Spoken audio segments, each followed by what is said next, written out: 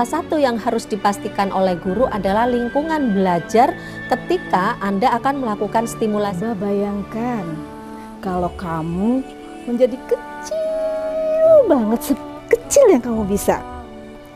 Kita mengecil, terus anak-anak juga ikut mengecil, sampai akhirnya kita ngomong lagi. Setelah itu, coba bayangkan kamu menjadi besar banget sehingga kamu bisa melihat teman-teman kamu di bawah kamu tuh menjadi kecil. Menyiapkan generasi sehat, cerdas dan tangguh, menjadikan anak bangsa berakhlak. Assalamualaikum warahmatullahi wabarakatuh. Selamat pagi sahabat-sahabat Ikat Paudi dimanapun berada. Kita bertemu lagi bersama dengan Ikatan Dokter PAUD Indonesia. Apa kabar hari ini? Semuanya baik? Di sini hujan loh, suasana segar sekali. Dan kita akan membahas hal yang baru yang juga akan menyegarkan kreativitas dan inovasi Anda semua. Bersama dengan sahabat saya dari Universitas Muhammadiyah Jakarta yang juga anggota dari Ikat Paudi, Dr. Dia Andika Sari. Apa kabar Uni? Pagi Mbak, kita ketemu lagi dalam acara ngopi, Oh ngobrol iya, pintar bersama betul. Ikatan Dokter PAUD Indonesia. Nah teman-teman, apa hal baru yang ditawarkan oleh Ibu Dia Andika? Mari kita bersama bahas ya tentang stimulasi motorik. Nah Uni, ini ada kasus nih. Gimana Mbak? Kami itu seringkali bertemu dengan guru PAUD yang beranggapan bahwa motorik kasar itu nggak penting untuk anak. Jadi olahraganya ya seada-adanya aja begitu. Kalau lagi nggak males bikin permainan, paling-paling juga seperti engklek, latihan melompat dengan satu kaki, yang kayak gitu. Tapi nggak ada yang memahami bahwa sebenarnya stimulasi motorik ini penting untuk anak usia dini. Kira-kira itu, tapi saya sendiri bingung nih, pentingnya di mana itu. Mungkin Uni Dia Andika, saya biasa panggil beliau Uni Dia. Uni Dia Andika bisa menjelaskan kepada kami semua. Iya, makasih ya Mbak Diah ya.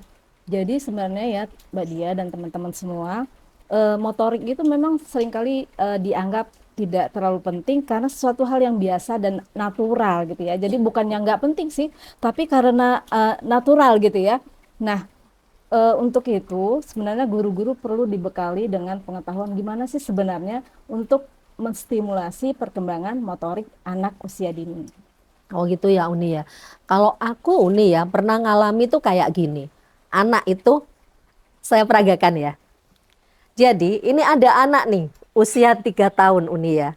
Terus anak ini mau diajak bergerak. Diajak bergerak. Ayo langkahkan 2 kaki ke kanan. Anaknya cuma dia melongo gini nih. Nah kan aku terus merasa anak ini pertama nggak kenal dengan suara atau bagaimana dengan kata, dengan bahasa yang disampaikan guru atau bagaimana begitu. Oke, baik, sebelum kita masuk ke masalah stimulasi perkembangan motorik anak, sebenarnya kita harus memahami dulu apa sih urgensinya menstimulasi perkembangan motorik anak gitu ya Mbak ya. Karena sebenarnya motorik itu kan adalah pondasi untuk perkembangan anak selanjutnya sesuai dengan banyak pendapat. Mulai dari pendapat yang bukan berhubungan dengan dunia pendidikan aja misalnya ya, kayak Maslow. Maslow itu kan selalu bilang kebutuhan dasar pertama itu adalah fisik. Nah, fisik itu apa? Makanan, Iya, pertumbuhan. Nah, iya. kalau untuk anak usia dini sebenarnya itu ada kebutuhan dasarnya untuk Iya. tumbuh dulu. Kalau anak Oke. udah sehat, insya Allah dia itu bisa berkembang dengan lebih baik sesuai dengan tahapannya. Nah, setelah itu baru kita stimulasi sesuai dengan usia dan perkembangan anak itu, anak kita gitu ya. Oh begitu. Jadi teman-teman ternyata kita itu perlu loh melatih anak. Kalau perlu setiap hari itu ada kegiatan bermain gerak ya Uni ya. Betul. Bermain gerak itu mestinya yang menjadi dasar kita. Bukan berolahraga saja, tetapi bermainnya juga ada pentingnya untuk anak. Lah, kita melihat lagi nanti lebih jauh ya Uni, bagaimana sebenarnya bermain. Mungkin nanti bisa dicontohkan Uni. Kalau Iya. saya sendiri, saya merasa bahwa saya pernah membaca tentang teori perseptual motor. Anak-anak itu mempersepsikan gerak sebagai pengembangan kosakata mereka. Nah, hal ini kadang-kadang dianggapnya mungkin tidak terlalu berhubungan. Tapi Ibu Dia Andika ini pernah punya satu video YouTube. Nanti boleh deh kita lihat ya. Nanti mungkin Bu Dia bersedia menuliskan di komen link YouTube-nya. Tapi itu sangat menarik. Jadi di sana itu ada istilah peta umpet, misalnya begitu. Ada istilah mengecil. Coba badannya dibuat semengecil mungkin. Mungkin kalau untuk orang yang berbahasa Indonesia sehari-harinya tidak masalah Uni, dia bisa paham. Tapi seperti lingkungan saya ya, bahasanya itu bahasa daerah kebanyakannya. Ini nanti mungkin bisa diperagakan ya Uni, tapi satu hal Uni yang saya lihat itu seringkali guru-guru itu hanya menggunakan bahasa yang katakanlah sehari-hari tanpa menyadari bahwa bahasa baru itu diperlukan untuk anak supaya mereka berkembang juga kemampuan komunikasinya begitu. Jadi misalnya hal-hal yang katakanlah tidak sering kita gunakan. Seperti yang saya lihat peta umpet kalau di daerah saya bakalan orang nggak ngerti. Tapi kalau bilangnya itu singiden-singidenan atau main bahasa Indonesianya mungkin sembunyi-sembunyian. Mungkin orang tua ataupun guru ataupun anak sendiri itu paham. Tapi kalau peta umpet mereka mungkin nggak paham loh nih. Tapi mungkin kalau untuk yang biasa berbahasa Indonesia hal itu bukan menjadi hal yang baru. Nah, kita akan berbicara nanti lebih jauh bagaimana stimulasi gerak itu mempengaruhi perkembangan kosakata anak juga dengan cara mempersepsikan motoriknya, perkembangan motoriknya. Kita nanti kembali lagi ya nih setelah ini ya nih. Oke, terima kasih. Teman-teman, di studio ini kami cuma tidak hanya kami berdua loh. Ada juga audiens yang datang jauh-jauh ini. Ada yang datang dari Kerawang. Hai Bunda Leli. Dari Ada Padang. juga dari Padang ya Uni ya. Uni Neni. Selain tuan rumah, ada Mbak Iva dan ada Mbak Yesi Gusman tentunya yang selalu setia menemani kami. Ini luar biasa loh, ada yang bahkan tidak ikut berlibur dengan anaknya, khusus buat hadir. Wow, semoga menjadi jariah yang manfaat juga nantinya. Kita kembali ya teman-teman. Uni, ini gini, tadi kan aku udah cerita tentang kasus sedikit ya. Nah, bisa nggak sih Uni memperagakan begitu? Pada saat bagaimana supaya anak itu bisa melakukan perseptual motor dengan kegiatan gerak yang dia lakukan. Nah, dalam hal ini tentu konteksnya mungkin sambil bermain ya. Iya, Nah, betul. bisa nggak ya Uni ya? Bisa dicontohkan nggak? Ya, jadi gini Mbak Dia dan juga teman-teman, kalau saya ini kan hasil penelitian ya, namanya bermain gerak. Jadi kita memang bermain dan bergerak gitu untuk menstimulasi sebenarnya bukan cuma perkembangan motorik anak aja, tapi termasuk perkembangan bahasa dan juga perkembangan kreativitas. Karena di sini anak-anak diminta untuk berimajinasi. Nah, jadi kata kuncinya adalah coba bayangkan gitu ya. Saya ini ya, Iya, misalnya iya. gini nih. Nah, jadi kalau misalnya kita di kelas bersama anak-anak, kita bisa ngajak anak bermain. Kalau saya tuh dulu ngajar di TK, memang sukanya ngajaknya olahraga, karena memang kebetulan sebelumnya olahraga gitu ya. Nah, biasanya dimulai misalnya gini, coba bayangkan kalau kamu menjadi kecil banget, sekecil yang kamu bisa. Kita mengecil, terus anak-anak juga ikut mengecil, sampai akhirnya kita ngomong lagi. Setelah itu, coba bayangkan kamu menjadi besar banget sehingga kamu bisa melihat teman-teman kamu di bawah kamu tuh menjadi kecil ya. Jadi kita tuh berekspresi juga waktu ngomong. Kita meminta anak untuk melakukan apa yang kita harapkan, berarti mereka itu udah belajar untuk menerima instruksi. Itu pertama. Yang kedua, kita meminta mereka untuk berimajinasi. Bagaimana sih kalau kita tuh menjadi kecil banget gitu ya? Atau gimana sih kalau kita menjadi besar banget gitu? Nah, setelah itu kadang-kadang kita juga minta anak untuk melakukan hal yang mereka lihat sehari-hari. Misalnya, siapa yang suka main ke pantai? Oh, saya Bu, gitu ya. Oke, sekarang di pantai kamu ngeliat apa? Ombak. Dia bilang, gimana sih kalau ombak itu bergerak? Saya contohin nih, kalau ombak itu bergerak, jadi kalau kita ngajak anak bermain gerak, kita tuh nggak peduli ya baju kita mau berantakan atau nantinya seperti apa, kita bisa aja guling gitu ya seperti ini, terus muter gitu ya. Nah, ini adalah ombak buat anak-anak. Terus, jadi, nah itu adalah satu contoh ombak. Cucu saya 2 tahun, sekarang dia sudah bisa melakukan berbagai macam postur untuk meniru binatang. Misalnya, Sakel, gimana sih kalau kodok melompat? Dalam bayangan saya kan kodok melompat ya, gitu ya, biasanya gitu. Tapi ternyata Sakel itu, no, kodok. Wah, saya susah dong niruinnya gitu ya. Terus kadang-kadang dia bilang, ini juga kodok. Dia bilang, begini. Wah, saya langsung, Nenda susah Sakel niruinnya. Tapi ternyata anak-anak punya imajinasi yang lebih dari yang kita bayangkan. Jadi bermain gerak itu benar-benar membuat anak fun, happy gitu ya. Makanya kalau di sekolah saya dulu, guru-guru tuh nggak pernah pakai baju yang rok gitu, enggak. Karena saya lebih banyak bermain bersama anak. Jadi otomatis seragamnya itu casual banget gitu ya, sporty. Baju kaos, terus celana, udah deh kita seharian main, kejar-kejaran sama anak. Seru banget. Capek ya? Wow, itu perlu lutut yang kuat dan kaki yang cukup hebat untuk menyandarkan badan kita ketika kita misalnya menirukan gerakan si Sakel tadi ya Uni ya. Betul. Wow. Jadi artinya bukan cuman kita yang menjaga kesehatan kita, tapi kita juga mengajak anak untuk menjaga kesehatannya. Betul Sebenarnya sekali. mereka juga menstimulasi kita, hayo Nenda, cepet-cepet ya olahraga biar tetap sehat. Jadi kita bisa main bareng. Karena kalau misalnya kita sendiri nggak sehat, kita akan sulit untuk mengajak anak bermain, apalagi bermain gerak yang bermacam-macam. Iya. Nah, teman-teman, dari banyak tadi yang udah disampaikan dengan contoh oleh Ibu Dia Andika, kita bisa melihat bahwa sebenarnya ada banyak kata-kata baru yang bisa disampaikan dan ini memperkaya imajinasi anak.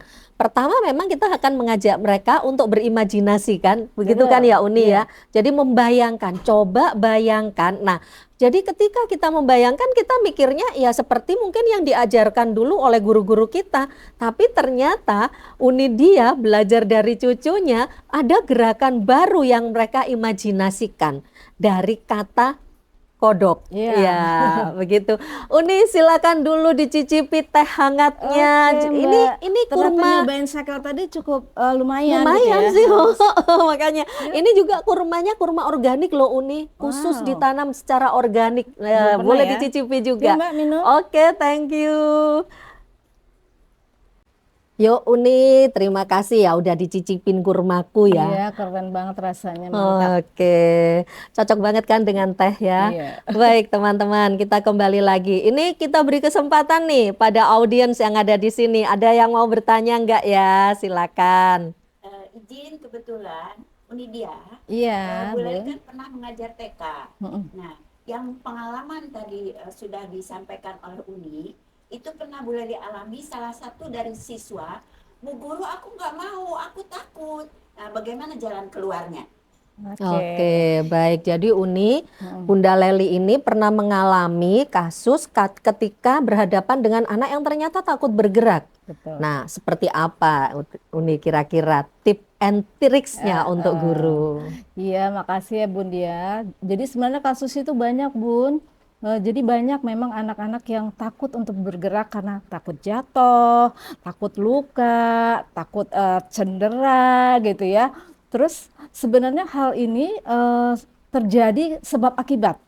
Jadi karena misalnya orang tuanya atau orang dewasa di sekitarnya tuh terlalu melarang, banyak larangan. Jangan naik tangga, jangan ini, jangan itu. Atau misalnya lari-lari gitu, jangan lari-lari. Nanti Akhirnya jatuh. terlalu banyak larangan, akhirnya anak-anak juga takut untuk bergerak gitu. Nah, trik kita supaya anak nggak takut itu adalah yang pertama, kita deketin dulu nih anaknya. Kita harus cari tahu dulu, kenapa kira-kira anak ini takut gitu ya. Terus yang kedua, kalau kita udah tahu penyebabnya, kita harus lakukan approach gitu ya. Salah satu approach-nya ya dengan bermain gerak tadi. Nah, mungkin kalau misalnya anak-anak lain bermain gerak lebih cepat untuk merespon, untuk anak ini kita harus lebih personal gitu ya, harus lebih pelan pendekatannya.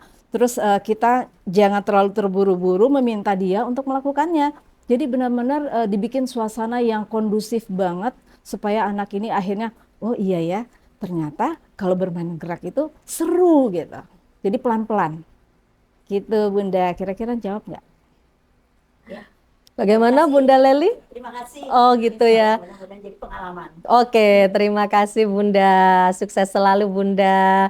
Teman-teman, jadi Anda yang menjadi pelaksana di lapangan jangan merasa khawatir ataupun kemudian beranggapan bahwa anak Anda itu penakut. Bisa jadi karena stimulasi yang dilakukan oleh lingkungan sekitarnya yang memberikan pengalaman untuk dia menjadi agak Penakut. sedikit traumatis Betul. begitu ya Uni ya. Mm-mm. Jadi misalnya saya sempat tuh ngintip YouTube-nya yang dibuat oleh Uni tentang bermain gerak. Salah satu yang harus dipastikan oleh guru adalah lingkungan belajar ketika Anda akan melakukan stimulasi gerak. Yang pertama, pastikan bahwa lingkungan di sekitarnya itu tidak ada yang basah. Ya, Bisa terpleset kan ya betul. nih ya. Yang Terus aman. kemudian juga jangan biarkan benda-benda berserakan di sekitar tempat di mana mereka akan bergerak. Katakanlah seperti bermain engklek, mereka mungkin baru berlatih awal ya, terutama untuk anak-anak yang berada di kelompok bermain nih, usia 2 hingga 4 tahun. Yang kadang-kala itu mungkin baru pertama kali mereka berlatih melompat dengan satu kaki.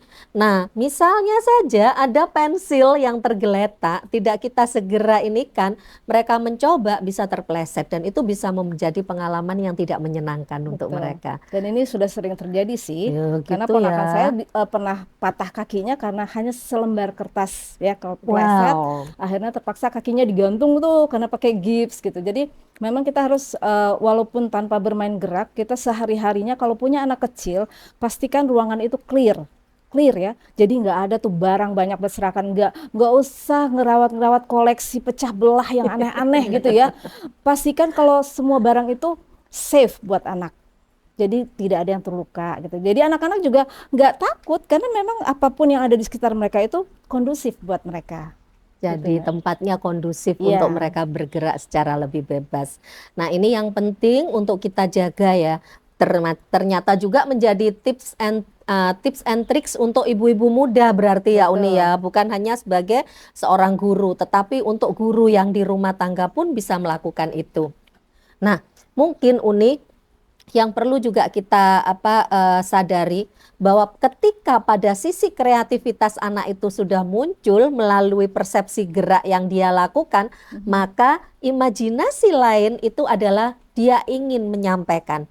Dia ingin Betul. bercerita, ya kan Uni ya. Iya. Jadi dia tadi seperti Sakil tuh, Bu. Gerakannya kayak gini, tangannya dipegangkan ke tungkai belakang kakinya gitu ya, kayak gini. Nah, itu nanti kalau misalnya gurunya pandai menangkap, mereka akan menangkap menjadi bahan cerita, ya kan Uni? Betul. Misalnya aja Anda bercerita, nah siapa nih yang bisa menirukan gerak dari seekor kodok yang mau melompat atau kodok yang melompat?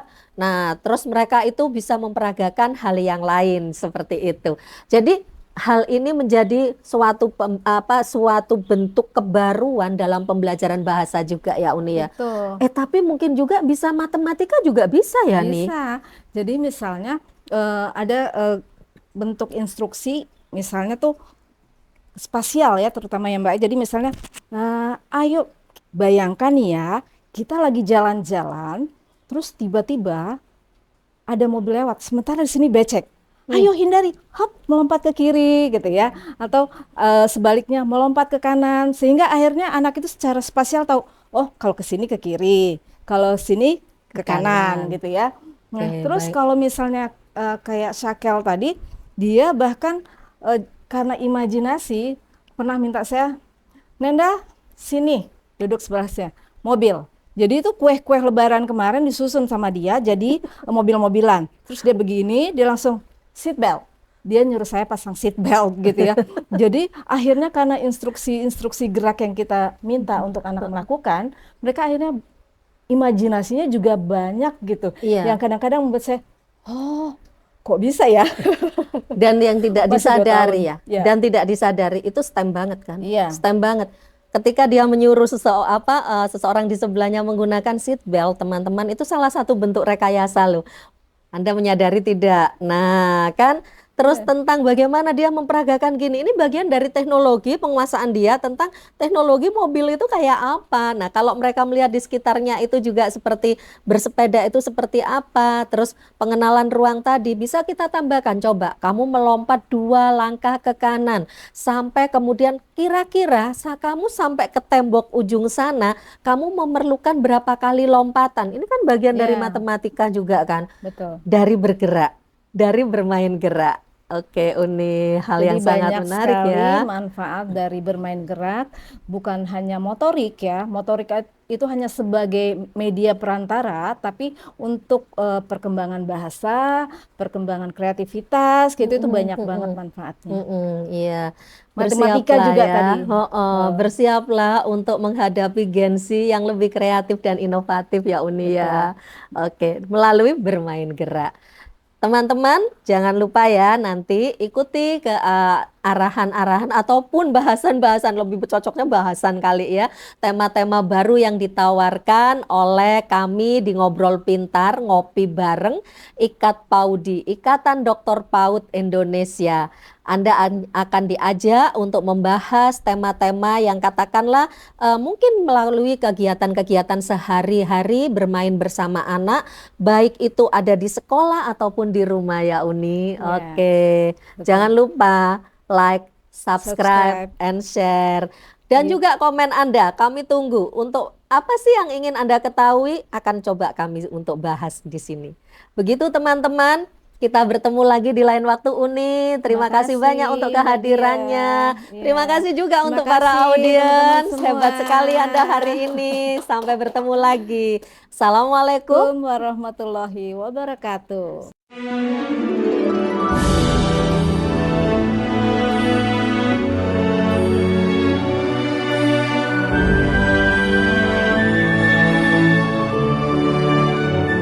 Kami Ikatan Dokter PAUD Indonesia.